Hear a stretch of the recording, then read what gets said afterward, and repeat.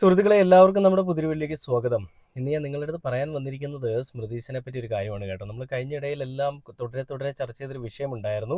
സ്മൃതീശൻ്റെ പല മെഴുകലുകളും, അതായത് വയനാട് ടൗൺഷിപ്പിൻ്റെ വിഷയങ്ങളിൽ സ്മൃതീശൻ എടുക്കുന്ന നിലപാടുകളും സ്മൃതീശൻ്റെ ഈ പറയുന്ന വാർത്താ സമ്മേളനങ്ങളും എല്ലാം നമ്മൾ ചർച്ച ചെയ്തതാണ് പലപ്പോഴായിട്ട്. അതായത് ഇടതുപക്ഷത്തിനെതിരെ എന്തെങ്കിലും ഒരു കച്ചിത്തുരുമ്പ് കിട്ടിക്കഴിഞ്ഞാൽ അതിനെയെല്ലാം ഒരു ആയുധമാക്കി കണ്ടുകൊണ്ട് തന്നെ മറ്റുള്ള പാർട്ടിയുള്ള ആളുകൾക്ക് വേണ്ടിയിട്ട്, മറ്റുള്ള പാർട്ടി എന്ന് പറഞ്ഞു കഴിഞ്ഞാൽ വലതുപക്ഷത്തിന് വേണ്ടിയിട്ട് വലിയ രീതിയിൽ നല്ല രീതിയിൽ പണിയെടുക്കുന്ന മാധ്യമരംഗത്ത് വന്നിരുന്നുകൊണ്ട് പണിയെടുക്കുന്ന ഒരാളായിട്ട് തന്നെ സ്മൃതീഷിനെ പറ്റി നമുക്കറിയാം. അപ്പോൾ ആ വിഷയങ്ങളെല്ലാം നല്ല രീതിയിൽ, അത് വേണ്ട രീതിയിൽ തന്നെ കാര്യങ്ങളൊക്കെ എടുത്തുകൊണ്ട് ചർച്ച ചെയ്ത് അത് പല രീതിയിൽ സംസാരിച്ചപ്പോൾ എല്ലാ ആളുകളും, അത് ഇടതെന്നില്ല വലതൊന്നില്ല BJP എന്നില്ല, അങ്ങനെ ഒരു ബന്ധവുമില്ലാതെ എല്ലാ ആളുകളും അതിനെതിരെ തിരിച്ച് നല്ല മറുപടി കൊടുത്തപ്പോൾ സ്മൃതി പ്ലേറ്റ് മാറ്റി പിടിച്ച് വേറെ പല കാര്യങ്ങളും ചർച്ച ചെയ്തൊക്കെ നമ്മൾ ചർച്ച ചെയ്തു. അതായത് വയനാടിൻ്റെ വിഷയം കഴിഞ്ഞപ്പോൾ നേരെ പോയത് പവർ കട്ടിലേക്കാണ്. ഈ പണ്ട് 10 വർഷം, അതായത് പവർ കട്ടില്ലാത്ത 10 വർഷം എന്ന് പറഞ്ഞുകൊണ്ട് ഇടതുപക്ഷ സർക്കാർ എന്തൊക്കെയോ വലുതായിട്ട് മെഴുകുന്നുണ്ടായിരുന്നു. വരുന്ന നമ്മുടെ കറണ്ട് ബില്ലിൽ പോലും പവർ കട്ടില്ലാത്ത 10 വർഷങ്ങൾ അത് ഞങ്ങൾ സാധ്യമാക്കി എന്നൊക്കെ പറഞ്ഞുകൊണ്ട് വലിയ ധാർഷ്ട്യവുമായിട്ട്, അല്ലെ വലിയ രീതിയിലുള്ള പ്രഹസനവുമായിട്ടൊക്കെ വന്നിട്ടുള്ള ഇടതുപക്ഷം ഇന്നിപ്പോൾ പവർ കട്ട് കാരണം ജനങ്ങളെ വലിച്ചുകൊണ്ടിരിക്കുക, അല്ലെ പവർ കട്ട് വെച്ചുകൊണ്ട് ജനങ്ങളെ വലിച്ചുകൊണ്ടിരിക്കുകയാണെന്നൊക്കെയാണ് സ്മൃതി മെഴുകിയത്. എന്തുകൊണ്ടാണ് ഈ പവർ കട്ട് ഉണ്ടാവുന്നതെന്നും എന്തിൻ്റെ അടിസ്ഥാനത്തിലാണ് ഈ കാര്യങ്ങളൊക്കെ ഇങ്ങനെ സംഭവിച്ചുകൊണ്ടിരിക്കുന്നതെന്നും ഇത്രയും നാളും നമുക്ക് പവർ കട്ടില്ലാത്ത 10 വർഷം സമ്മാനിച്ചു എന്നൊക്കെ ഉള്ള ഒരു ചോദ്യത്തിന് നമ്മുടെ എല്ലാവരുടെ കയ്യിൽ മറുപടി ഉണ്ടല്ലേ. നമ്മളെല്ലാവരും അനുഭവിച്ചറിഞ്ഞ കാര്യം തന്നെയാണ്. അതല്ല കേട്ടറിഞ്ഞതോ അല്ലെങ്കിൽ ആരെങ്കിലും പറഞ്ഞറിഞ്ഞതോ ആയിട്ടുള്ള കാര്യങ്ങളല്ല, എല്ലാവരും അനുഭവിച്ചറിഞ്ഞ കാര്യമാണ്. അപ്പോൾ അതുകൊണ്ട് തന്നെ നമുക്ക് എല്ലാവർക്കും അറിയാം എന്തായിരുന്നു ഇത്രയും നാൾ ഇവിടെ ഉണ്ടായിരുന്ന അവസ്ഥയെന്നും. ഈ 10 വർഷം, അതായത് ഈ LDF സർക്കാർ ഭരണത്തിൽ വന്ന 10 വർഷം നമുക്കുണ്ടായ മാറ്റങ്ങൾ എന്താണെന്ന് നമുക്കറിയാം. അതായത് പണ്ടൊക്കെ ആണെന്നുണ്ടെങ്കിൽ UDFൻ്റെ ഭരണകാലത്ത് എനിക്കറിയാം, ഞാൻ ആ സമയത്ത് ഈ പറയുന്ന വീഡിയോയും കാര്യങ്ങളൊന്നും ചെയ്യുന്നില്ല, പക്ഷേ ആ സമയങ്ങളിലൊക്കെയും വീട്ടിൽ എന്തെങ്കിലും ഒരു മഴയൊന്ന് ചെറുതായിട്ട് പെയ്യുന്നു എന്ന് കാണുമ്പോൾ അപ്പോൾ കറണ്ട് പോകും. പിന്നെ വരുന്നതോ മഴയെല്ലാം കഴിഞ്ഞ് എല്ലാം കഴിഞ്ഞുള്ള ഒരു അടിപൊളിയായിട്ടൊക്കെ ഇരിക്കുന്ന സമയത്ത് കറണ്ട് വരും. എന്തെങ്കിലും ഒരു അത്യാവശ്യ കാര്യങ്ങൾ ചെയ്തുകൊണ്ടിരിക്കുന്ന സമയത്ത് കറണ്ട് പോകും. എപ്പോഴെന്നില്ല, ഒന്നും പറയുകയില്ല, പറയാതെ ഒരു വാർത്തകളിൽ ഒരു അപ്ഡേഷൻ പോലും ഇല്ലാതെ കറണ്ട് പൊയ്ക്കൊണ്ടേ ഇരിക്കുകയാണ്. അങ്ങനെ ഇരുട്ടിൻ്റെ അന്ധകാരത്തിൻ്റെ ഒരു പടുകുഴി എന്നൊക്കെ വേണമെങ്കിൽ നമുക്ക് പറയാം. അങ്ങനെയുള്ള അവസ്ഥയിലായിരുന്നു UDFൻ്റെ ഭരണകാലങ്ങൾ, 5 വർഷമുണ്ടായിരുന്ന ഭരണകാലങ്ങളും. അതിൻ്റെ ആ ഒരു വൃത്തികേട് കൊണ്ട് തന്നെ ആയിരിക്കണം ഒരു പക്ഷേ തുടർഭരണം കൊടുക്കാതെ LDFന് ഭരണം കൊടുത്തതും. ആ വന്ന LDF, അല്ലെങ്കിൽ ആ ഭരണത്തിലേക്ക് വന്ന പാർട്ടി, ഞങ്ങൾ 10 വർഷം ഇവിടെയുള്ള ജനങ്ങൾക്ക് ഇരുട്ടില്ലാതെ ജീവിക്കാനുള്ള സൗകര്യങ്ങൾ ഒരുക്കി കൊടുക്കുമെന്ന് പറഞ്ഞതും അതിൻ്റെ ഫലമായിട്ടായിരിക്കണം. ആ പറഞ്ഞ കാര്യങ്ങൾ അതേപോലെ തന്നെ പാലിച്ച ഒരു പാർട്ടി തന്നെയാണ് ഇടതുപക്ഷം എന്ന് പറയുന്നത്, അതിനകത്ത് ഒരു സംശയമില്ല. പക്ഷേ സ്മൃതിക്ക് ആ കാര്യത്തിൽ വലിയ സംശയമാണ്. സ്മൃതിയുടെ അച്ഛനും അമ്മയും ഒന്നും പറഞ്ഞു കൊടുത്തിട്ടില്ലെന്നാണ് എനിക്ക് തോന്നുന്നത്. അപ്പോൾ സ്മൃതിയുടെ ഇന്നലെ വരെ ഉണ്ടായിരുന്ന മെഴുകലും ഇന്നുണ്ടായിരിക്കുന്ന പുതിയ മെഴുകലുകളും അതിനൊക്കെ സ്മൃതിക്ക് പിന്നെ കിട്ടിയ വേറെ കുറച്ച് അപ്ഡേഷൻസും അതൊക്കെ ഞാൻ ഈ വീഡിയോയിൽ പങ്കുവെക്കുന്നുണ്ട്. അപ്പോൾ എന്തായാലും നമുക്ക് സ്മൃതിയുടെ മെഴുകലുകളുടെ വേറെ ലെവല് അത് ഞാൻ എന്തായാലും നിങ്ങളത് കാണിച്ചു തരാം. വിപ്ലവം തീർന്നോ? ഇന്നലെ പറഞ്ഞുകൊണ്ടിരുന്നത് ഇരുട്ടിൽ നിർത്തുന്നു, കേരളത്തിലെ ജനങ്ങളെ ഇരുട്ടിൽ നിർത്തുന്നു എന്നൊക്കെ പറഞ്ഞുകൊണ്ടാണ്. അപ്പോൾ ഇതിന് സ്മൃതിക്ക് അല്ലെങ്കിൽ സ്മൃതീഷന് സുനിൽ എന്ന് പറയുന്ന ഒരു മനുഷ്യൻ കൊടുക്കുന്ന മറുപടിയുമുണ്ട്. ഞാൻ എന്തായാലും ആദ്യം സ്മൃതിയുടെ ആ മെഴുകൽ നിങ്ങളെ കാണിച്ചു തരാം, കണ്ടിട്ട് ബാക്കി വീട്ടിലേക്ക് വരാം. പവർ കട്ടും ലോഡ് ഷെഡിങ്ങും ഇല്ലാത്ത 10 വർഷം കഴിഞ്ഞിരിക്കുന്നു. ഇനിയുള്ളത് കാവൽക്കാലമാണ്. ലോഡ് ഷെഡിങ്ങും പവർ കട്ടും എന്തെന്നറിയാത്ത പുതുതലമുറയ്ക്ക് ഈ കാവൽ ഭരണകാലത്ത് അതെന്തെന്ന് അനുഭവഭേദ്യമാകുന്ന കാലമാണ്. പക്ഷെ അതിന് പേര് പീക്ക് ലോഡ് മാനേജ്മെന്റ് ആണെന്ന് മാറ്റിയിട്ടുണ്ട്. കാലാവസ്ഥയുടെ കുഴപ്പത്തിന് സർക്കാരിനെ കുറ്റം പറയരുതെന്ന് വൈദ്യുതി മന്ത്രി പറഞ്ഞു കഴിഞ്ഞു. ഇന്നലെ വരെ അപ്രഖ്യാപിത ലോഡ് ഷെഡിംഗ് ആയിരുന്നു. ഇനി 6 മണി മുതൽ 12 മണി വരെ പറഞ്ഞുള്ള നിയന്ത്രണമാണ്. യുദ്ധവും കൊടുംവരൾച്ചയും ജനത്തിന് മനസ്സിലാകും. പക്ഷേ തിരഞ്ഞെടുപ്പ് കാലത്ത് മുൻ ഭരണകാലത്തെ ഇരുണ്ട കാലമെന്നും ഭരിച്ച 10 വർഷത്തെ വെളിച്ച വിപ്ലവമെന്നും വിശേഷിപ്പിച്ചവർ, കറണ്ട് ബില്ലിൽ പോലും പവർ കട്ടില്ലാത്ത 10 വർഷം എന്ന പരസ്യം ചെയ്തവർ വിപ്ലവം അവസാനിച്ചതിന്റെ കാര്യകാരണം വിശദീകരിക്കേണ്ടി വരും. 4 രൂപ 29 പൈസയ്ക്ക് ആരോടാണ് സ്മൃതീഷ? നിന്നോടോ അതോ നിന്റെ സതീശൻ ജിയോടോ? എന്തിനാണ് ഇത് എന്തിനാണ് നമ്മളിതൊക്കെ പറയേണ്ട ആവശ്യം എന്താണ്? അല്ലെ ഇടതുപക്ഷം എന്തിനാണ് ഇത് പറയേണ്ടത്? ഞാനിത് ഇടതുപക്ഷത്തിന് വേണ്ടി സംസാരിക്കുന്നതല്ല. ഈ കേരളത്തിലെ ഒരു സാധാരണപ്പെട്ട ഒരു പൗരനാണ് ഞാനും. അതുകൊണ്ട് തന്നെയാണ് ഞാൻ സംസാരിക്കുന്നത്. സ്മൃതി കണ്ണടച്ചുകൊണ്ട് ഇരുട്ടാണെന്ന് വിചാരിച്ച്, അല്ലെ സ്മൃതി കണ്ണടച്ചതുകൊണ്ട് ഈ ലോകം മുഴുവൻ ഇരുട്ടാണെന്ന് വിചാരിക്കരുതേ സ്മൃതി. അതാണ് നിന്റെ തെറ്റ്. നീ വിചാരിക്കുന്നത് നീ കണ്ണടച്ചു കഴിഞ്ഞാൽ ഈ ലോകം, അല്ലെ ഈ പരിസരം മുഴുവൻ ഇരുട്ടാണ്. മറ്റുള്ളവരുടെ കണ്ണിലെല്ലാം വെളിച്ചമാണ് സ്മൃതി. നീ സതീശന് വേണ്ടിയിട്ട് ഇങ്ങനെ പണിയെടുക്കുന്നുണ്ടെങ്കിൽ, നിനക്ക് വല്ലതും കിട്ടിയിട്ടുണ്ടെന്നുണ്ടെങ്കിൽ നീ നേരെ രാഷ്ട്രീയത്തിലേക്ക് പോക്. സതീശൻ്റെ ഒപ്പം അവരുടെ പാർട്ടിയിൽ ചേർന്നുകൊണ്ട് ഒരു വനിതാ നേതാവായിട്ട് മത്സരിക്ക്. നിങ്ങളുടെ ആ ഒരു വാർഡിലൊരു MLA അല്ലെങ്കിൽ അവിടുത്തെ ഒരു കൗൺസിലറോ എന്തെങ്കിലുമൊക്കെ ആയിട്ട് നിങ്ങൾ മത്സരിക്ക്. അല്ലാതെ ഈ ചാനൽ ചർച്ചകളിൽ വന്നിരുന്നുകൊണ്ട് ഇങ്ങനെ വൃത്തികെട്ട രാഷ്ട്രീയം പറയല്ലേ. ഈ നാട്ടിലെ ജനങ്ങളെ ഇങ്ങനെ നിങ്ങൾ വെറുതെ എന്തെങ്കിലുമൊക്കെ മണ്ടത്തരങ്ങളും വിടുവായത്തരങ്ങളും പറഞ്ഞുകൊണ്ട് അവരെ ഇങ്ങനെ കൂടുതലായിട്ട് ഇങ്ങനെ അവരെ എന്താ പറയുക, ഒരു തെറ്റായ കാര്യങ്ങൾ പറഞ്ഞുകൊണ്ട് പരത്താൻ ശ്രമിക്കല്ലേ സ്മൃതി. നാണക്കേടാണ്, വൃത്തികേടാണ്, തന്തയ്ക്ക് പ്രക്കാഴിയാണ് സ്മൃതി നീ ചെയ്തുകൊണ്ടിരിക്കുന്നത്. ഈ നാട്ടിൽ എന്ന് മഴ വരും, അല്ലെ എന്ന് ഈ ചൂട് മാറും, എന്ന് കറണ്ട് എല്ലാം നമുക്ക് എല്ലാം അടിപൊളിയായിട്ട് ജീവിക്കാൻ പറ്റുമെന്നൊക്കെ ജനങ്ങൾ ചിന്തിച്ചുകൊണ്ടിരിക്കുന്ന സമയത്ത് അങ്ങോട്ടും ഇങ്ങോട്ടും രാഷ്ട്രീയ പ്രേരിതമായിട്ട് വാർത്തകൾ ചെയ്തുകൊണ്ടിരിക്കുകയാണ്, അല്ലെ ചർച്ച ചെയ്തുകൊണ്ടിരിക്കുകയാണ് സ്മൃതി. ഇതൊരവസ്ഥയല്ലേ? മാപ്ര എന്നൊക്കെ പറഞ്ഞ് ഇങ്ങനെ ആവാൻ പാടുണ്ടോ? ഒരു കൊങ്ങിണി ആവാൻ പാടുണ്ടോ? വല്ലാത്ത കഷ്ടം തന്നെയാണ്. ഇതിൽ സ്മൃതിയുടെ വേറൊരു മെഴുകല് ഞാൻ നിങ്ങളെ ഒരിക്കൽ കൂടി കാണിച്ചു തരാം. സ്മൃതി കുറേ ആളുകളെ ചർച്ച ചെയ്യാനായിട്ട് വിളിച്ചുകൊണ്ടിരുത്തിക്കൊണ്ട് സ്മൃതിയുടേതായിട്ടുള്ള വായ്ത്താളം, ആ വായ്ത്താളത്തിന് പലരും നൽകുന്ന മറുപടി, മുൻ KSEB ഉദ്യോഗസ്ഥൻ വരെ കൊടുക്കുന്ന മറുപടിയുണ്ട്. ഞാൻ ആ വീഡിയോ നിങ്ങളെ കാണിച്ചു തരാം. ഹാഷ്മിക്ക് ഈ കഴിഞ്ഞ ദിവസം കിട്ടിയൊരു വീഡിയോ ഞാൻ നിങ്ങളെ ഇന്ന് കാണിച്ചിട്ടുണ്ടായിരുന്നു. ഹാഷ്മിക്ക് നല്ല വയറ് നിറയെ തിരിച്ചങ്ങോട്ട് മറുപടി കൊടുത്തിട്ടുണ്ട്. അതായത് ഇതിൻ്റെ ശാസ്ത്രീയ വശങ്ങളൊന്നും അറിയാതെ വെറുതെ ആരോ പറഞ്ഞു കൊടുത്തതിൻ്റെ പേരിൽ വന്നിരുന്നുകൊണ്ട് ചാനൽ ചർച്ചകൾ ചർച്ച ചെയ്യുകയാണ്. അതിനുള്ള മറുപടി ഹാഷ്മിക്ക് കിട്ടി. ഹാഷ്മിക്ക് കിട്ടിയതുപോലെ ഹാഷ്മിയുടെ പെങ്ങൾക്കും വീണ്ടും കിട്ടാൻ പോകുന്ന ഒരു കാഴ്ചയാണ് നിങ്ങൾ കാണുന്നത്.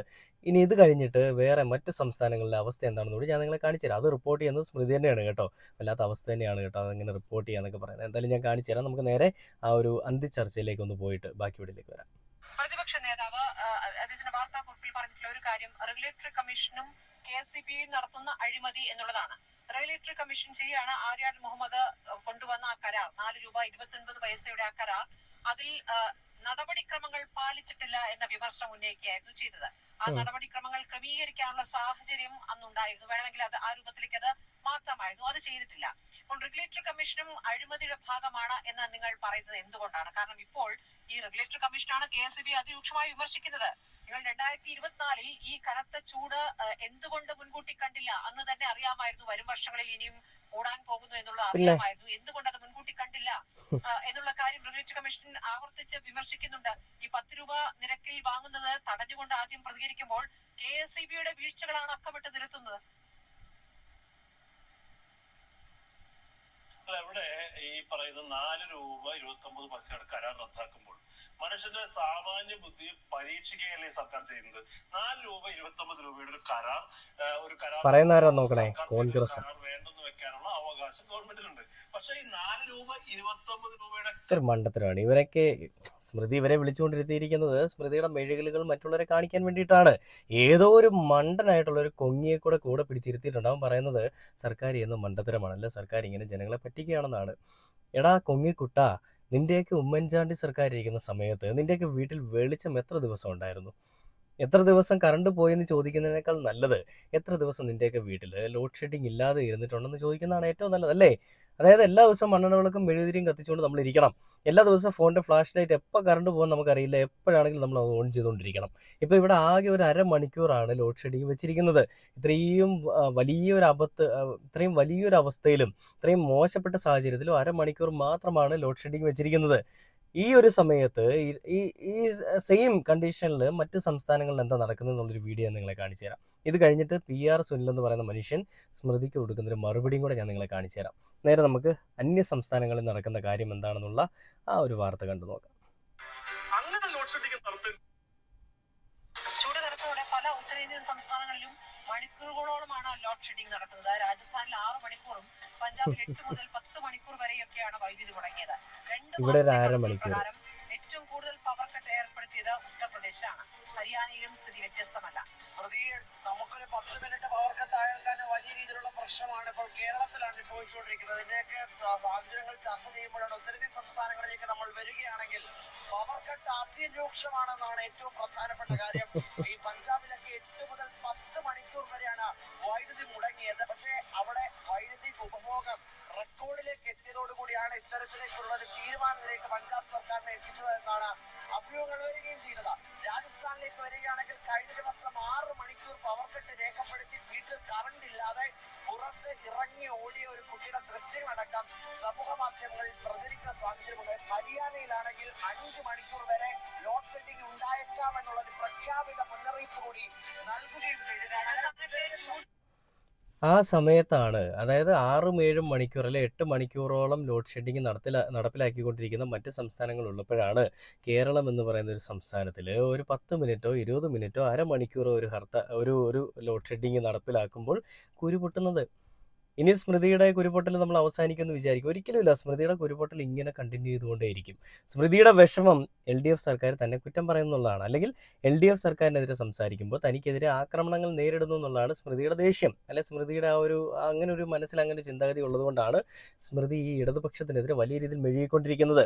സ്മൃതി എന്തൊക്കെയാണെന്നുണ്ടെങ്കിലും നമുക്കിട്ട് എന്ത് പണി കിട്ടിയിട്ടുണ്ടെന്നുണ്ടെങ്കിലും നമ്മൾ നല്ലത് കണ്ടാൽ നല്ലതെന്ന് തന്നെ പറയണം. ഒരാൾ തെറ്റാണ്, തന്തയ്ക്ക് പുറക്കാഴിയാണ് ചെയ്യുന്നതെങ്കിൽ തന്തയ്ക്ക് പുറക്കാഴിയാണെന്ന് തന്നെ പറയണം. അതിന് വേണ്ടിയിട്ട് നമ്മളെ ആരെങ്കിലും എന്തെങ്കിലും പറഞ്ഞു എന്ന് പറഞ്ഞുകൊണ്ട് നമ്മുടെ അപ്പുറത്ത് നിൽക്കുന്ന ആളുകൾ തോന്നിവാസങ്ങളും തന്തയ്ക്ക് പുറക്കാഴിയാണ് കാണിക്കുന്നതെങ്കിൽ നമ്മളെ പറഞ്ഞ ആളുകളെ നമ്മൾ കുറ്റം പറയാതിരിക്കുക. നമ്മളെപ്പറ്റി പറഞ്ഞ ആളുകളെ കുറ്റം പറയുന്നതിന് പകരം നമ്മുടെ ഓപ്പോസിറ്റ് നിൽക്കുന്ന ആളുകൾ, തന്തയ്ക്ക് പുറക്കാഴി കാണിക്കുന്ന ആളുകൾ നേരെയാക്കാനല്ലേ ശ്രമിക്കേണ്ടത്.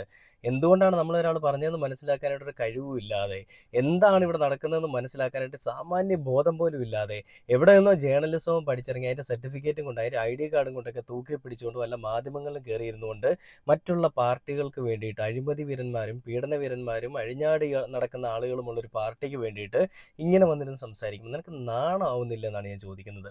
ഈ ഒരു പ്രൊഫഷനിലേക്ക് വന്നിട്ട് ഇങ്ങനത്തെ വൃത്തികേടുകൾ കാണിക്കാനായിട്ട് നിനക്ക് ഒരു അല്പം പോലും ലജ്ജയില്ലേ? PR സുനിൽ ഇതിന് കൊടുക്കുന്ന ഒരു മറുപടിയുണ്ട്. അതായത് ഇതിനെ ഒരു രാഷ്ട്രീയ കാപട്യമായിട്ടോ അല്ലെ രാഷ്ട്രീയ പ്രേരിതമായിട്ടോ സംസാരിക്കാൻ പാടില്ല. ഇതൊരു മഴ പെയ്താൽ തീരാവുന്ന പ്രശ്നം മാത്രമേ നമ്മുടെ കേരളത്തിലുള്ളൂ എന്ന് പറഞ്ഞുകൊണ്ട് അദ്ദേഹം കൊടുക്കുന്ന ഒരു മറുപടിയുണ്ട്. ഞാൻ അതുകൂടെ നിങ്ങളൊന്ന് കാണിച്ചു തരാം. ഇലക്ട്രിക് വാഹനങ്ങളുടെ എണ്ണം കേരളത്തിലെ മാത്രം കണക്കെടുത്താൽ കഴിഞ്ഞ ഈ സാമ്പത്തിക വർഷം, അതായത് 2026 ജനുവരി മുതലുള്ള മാസങ്ങളിലെടുത്താൽ ഏതാണ്ട് 14% ഇലക്ട്രിക് വാഹനങ്ങളുടെ സെയിൽ കേരളത്തിൽ കൂടിയിരിക്കുന്നത്. ഇലക്ട്രിക് വാഹനಕ್ಕೆ മാറാൻ സർക്കാരുകൾ തന്നെയാണ് ഉദ്ദേശിക്കാറുള്ളത്. ശരിയാണ്. പക്ഷെ നമ്മൾ മനസ്സിലാക്കേണ്ടത് പല പല പല പ്രശ്നങ്ങൾ അഡീഷണൽ ആയി വന്നിട്ടുണ്ട്. നമ്മുടെ പ്രതീക്ഷകൾക്കപ്പുറത്ത് അഡീഷണൽ ആയി പല പല പ്രശ്നങ്ങൾ വന്നിട്ടുണ്ട്. കാരണം ഇലക്ട്രിക് വാഹനങ്ങളിലേക്ക് മാറാൻ പറയുമ്പോൾ നമ്മൾ സോളാർ എനർജിയിലേക്ക് മാറുന്നുണ്ട്. പല വീടുകളും കേരളത്തിൽ സോളാർ എനർജിയിലേക്ക് ഇപ്പോൾ മാറിക്കൊണ്ടിരിക്കുന്നുണ്ട്. അപ്പോൾ അതിന്റെയൊക്കെ പ്രോസസ് നടക്കുന്നുണ്ട്. പക്ഷെ ഈ സ്റ്റോറേജ് കപ്പാസിറ്റി, സ്റ്റോറേജ് സിസ്റ്റം ഇല്ല എന്നുള്ളത് എല്ലായിടത്തെയും പ്രശ്നമാണ്. ഇത് കേരളത്തിൽ മാത്രം പ്രശ്നമല്ല, എല്ലായിടത്തെയും പ്രശ്നമാണ്. പക്ഷെ ഞാൻ വളരെ കൃത്യമായി പറയുന്നു, കേരളത്തിൽ പവർ കട്ടും ലോഡ് ഷെഡും ഉണ്ടായിരുന്ന ഒരു കാലമുണ്ടായിരുന്നു.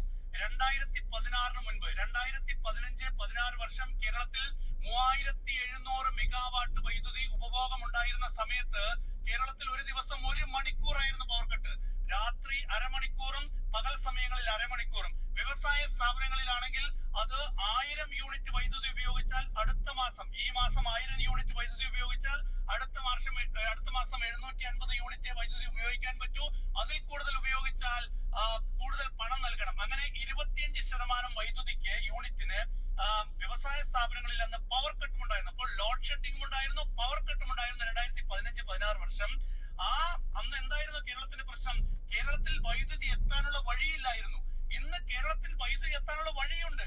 കേരളത്തിൽ നിന്ന് മലബാർ മേഖലയിലേക്കായാലും തെക്കൻ ഭാഗത്തായാലും മധ്യ കേരളത്തിലായാലും വൈദ്യുതി എത്തിക്കാനുള്ള വഴികൾ ഇന്ന് കേരളത്തിൽ ഉണ്ട് എന്നുള്ളതാണ്. അന്നത് ഇല്ലാത്തത് കൊണ്ടാണ് കേരളത്തിൽ പവർ കട്ട്. ഇന്ന് വൈദ്യുതിയുടെ ലഭ്യത കുറവാണ്. അത് കേരളത്തിന്റെ പ്രശ്നമല്ല, അത് സെൻട്രൽ ഗ്രിഡിൽ നിന്നടക്കമുള്ള പ്രശ്നമാണ്. അതുകൊണ്ട് ഇതൊരു താൽക്കാലിക പ്രതിസന്ധിയാണ്. ഇതൊരു ഇരുണ്ട കാലമല്ല, ഇതൊരു താൽക്കാലിക നിയന്ത്രണമാണ്. മഴ പെയ്താൽ, കാലാവസ്ഥ മാറിയാൽ തീരുന്ന പ്രശ്നമേ ഉള്ളൂ കേരളത്തിൽ. കണ്ടില്ലേ? അത് തന്നെയാണ് സുനിൽ പറഞ്ഞുകൊണ്ടിരിക്കുന്നത്. ആ ചാനലിൽ അവർ കൊടുത്തിട്ട് ഹെഡ്ലൈനിൽ പറയുന്നത് ഇരുണ്ട കാലം തുടങ്ങുന്നുവോ, രാഷ്ട്രീയവാദങ്ങൾ അല്ലെങ്കിൽ പിണറായി വിജയന്റെ വാദങ്ങൾ പൊളിയുന്നു എന്നൊക്കെ പറഞ്ഞുകൊണ്ടാണ് സബ് ടൈറ്റിൽ കൊടുക്കുന്നത്. നാണമാവില്ലേടേ? എന്തെങ്കിലുമൊക്കെ തോന്നിവാസങ്ങൾ പറഞ്ഞ് തിരിച്ചൊരു പണി കിട്ടിക്കഴിയുമ്പോൾ വെറുതെ ആ പറഞ്ഞ ആളുകളെ പറ്റി കുറ്റം പറയുക എന്ന് പറയുന്നത് എന്തൊരു പ്രവണതയാണല്ലേ? ഇതിനൊക്കെ വേണ്ടിയിട്ട് ജേർണലിസത്തിനെ കാണുന്ന ഈ ഒരു തോന്നിവാസം അല്ലെങ്കിൽ ഈ ഒരു തന്തയ്ക്ക് പുറക്കാഴിക അങ്ങനെ അംഗീകരിച്ചു കൊടുക്കാൻ പറ്റുന്നതല്ല എന്നുള്ളത് ഞാൻ ഈ ഒരു സമയത്ത് എടുത്തു പറയുകയാണ്. എന്തായാലും ഇങ്ങനെ മെഴുകാൻ വരുന്ന മാപ്രകളുടെ ചേതവികാരം എന്താണെന്ന് നിങ്ങൾ എല്ലാവരും ഒന്ന് മനസ്സിലാക്കി വെച്ചേക്കുക. അത് നിങ്ങളെ അറിയിക്കാൻ വേണ്ടിയിട്ടാണ് വീണ്ടും ഞാൻ ഈ സ്മൃതിയുടെ കാര്യം പറഞ്ഞുകൊണ്ട് വരുന്നത്. എന്തായാലും സ്മൃതിയുടെ സഹോദരനായിട്ടുള്ള ഹാഷ്മിക്ക് കഴിഞ്ഞ ദിവസം പണി കിട്ടി. സ്മൃതിക്ക് ഇന്നിതാ വീണ്ടും മറുപടി കിട്ടിക്കൊണ്ടിരിക്കുകയാണ്. സ്മൃതി ഇങ്ങനെ ഓരോ ദിവസവും കുരുപൊട്ടലിൻ്റെ ഓരോ കാര്യങ്ങളും ഇങ്ങനെ കാണിച്ചുകൊണ്ടിരിക്കുമ്പോൾ സ്മൃതി വിചാരിക്കുന്നത്, സ്മൃതി പറയുന്നത് അല്ലെങ്കിൽ സ്മൃതി സംസാരിക്കുന്ന ഈ നാട്ടിലെ ജനങ്ങൾക്ക് വേണ്ടിയിട്ടാണ്, അവരെ ചൂടിൽ അല്ലെങ്കിൽ അവരെ ഇരുട്ടിൽ ഇരുത്താതിരിക്കാൻ വേണ്ടിയിട്ട് സ്മൃതി പണിയെടുക്കുന്നതാണെന്നാണ് സ്മൃതി വിചാരിക്കുന്നത്. പക്ഷേ സ്മൃതി, നീ കൊങ്ങികൾക്ക് വേണ്ടിയിട്ട് അഹോരാത്രം പണിയെടുക്കുകയാണെന്നുള്ളത് ഈ നാട്ടിലെ എല്ലാ ജനങ്ങൾക്കും അറിയാം. നീ എന്തൊക്കെ മെഴുകിയാലും ഏതൊക്കെ കളി കളിച്ചാലും എത്രയൊക്കെ വെള്ളം പൂശിയാലും അതെല്ലാ ജനങ്ങൾക്കും നല്ല ക്ലിയർ ആയിട്ട് തന്നെ മനസ്സിലാവുന്നുണ്ട്. മനസ്സിലായില്ലെങ്കിൽ അത് മനസ്സിലാക്കി കൊടുക്കാനായിട്ട് ഞങ്ങളെപ്പോലെ കുറച്ച് ആളുകൾ ഇവിടെ ഉണ്ട്. ഞങ്ങൾ എന്തായാലും അത് മനസ്സിലാക്കി കൊടുക്കുക. നിൻ്റെ മുഖംമൂടി വലിച്ച് കീറുമെന്നും പറഞ്ഞുകൊണ്ട് ഈ ഒരു വീഡിയോയുടെ അവസാനിക്കുകയാണ്. വെറുതെ ആവശ്യമില്ലാത്ത കാര്യങ്ങൾ പറഞ്ഞുകൊണ്ട്, നല്ലത് ചെയ്യുന്ന ആളുകളെ പറ്റി കുറ്റം പറഞ്ഞുകൊണ്ട്, ആ ചെയ്യുന്ന കാര്യങ്ങൾ കൂടി ഇല്ലാതാക്കാൻ വേണ്ടിയിട്ട് ശ്രമിക്കുന്ന സ്മൃതീഷിനെ പോലെയുള്ള ആളുകളെ നിങ്ങൾ മനസ്സിലാക്കുക. ഇപ്പോൾ പാമ്പൊക്കെ ഇറങ്ങി വലിയ പ്രശ്നങ്ങൾ ഉണ്ടാക്കുന്നുണ്ട്, ഒരുപാട് ആളുകൾ മരണപ്പെടുന്നുണ്ട്. അതുപോലെ തന്നെ ഈ വിഷം തുപ്പുന്ന ഒരു മനുഷ്യ ജന്തുവായിട്ട് ഈ റിപ്പോർട്ടർ ടിവിയും അതേപോലെ തന്നെയുള്ള പല ജേർണലിസ്റ്റുകളും മാറുന്നു എന്നുള്ളൊരു കാര്യം കൂടി കാണുമ്പോൾ വല്ലാത്ത അവസ്ഥ തന്നെയാണ്. എന്തായാലും നമുക്ക് പുതിയൊരു വീഡിയോ ആയിട്ട് അടുത്ത ദിവസം കാണുന്നവരെ ഓക്കെ.